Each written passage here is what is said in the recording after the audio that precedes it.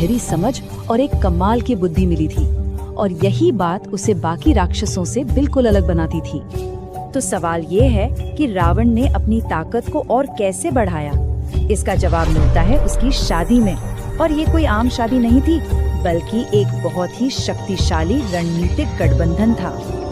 जरा सोचिए वो सीन। रावण पहुंचता है मई के महल में, जो राक्षसों के सबसे बड़े आर्किटेक्ट थे। उसका ऑरा, उसकी पर्सनालिटी ही ऐसी थी कि देखने वाले बस देखते रह जाएं। उसकी ताकत और कॉन्फिडेंस देखकर मई इतने इम्प्रेस हुए कि उन्होंने फौरन अपनी बेटी मंदोदरी का हाथ रावण के हाथ में दे दिया।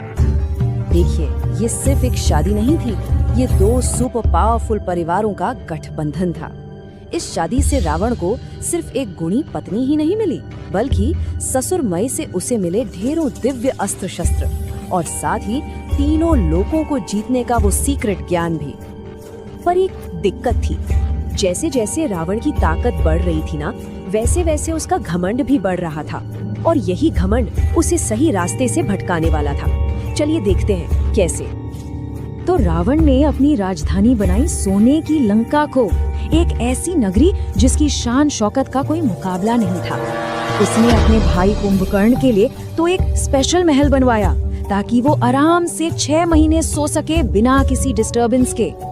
पर इस सारी शान शौकत के साथ रावण का घमंड भी 7वें आसमान पर पहुंच रहा था। अब देखिए, रावण का पतन एक दिन में नहीं हुआ, इसकी शुरुआत धीरे धीरे हुई। पहले तो उसने अपनी सोने की लंका बसाई, फिर उसने ज्ञानी और पवित्र ऋषियों को सताना शुरू कर दिया, और हद तो तब हो गई जब उसने अपने ही सौतेले भाई कुबेर के भेजे हुए दूत को मार डाला। और इतना ही नहीं, इसके बाद उसने युद्ध में कुबेर को भी हरा दिया।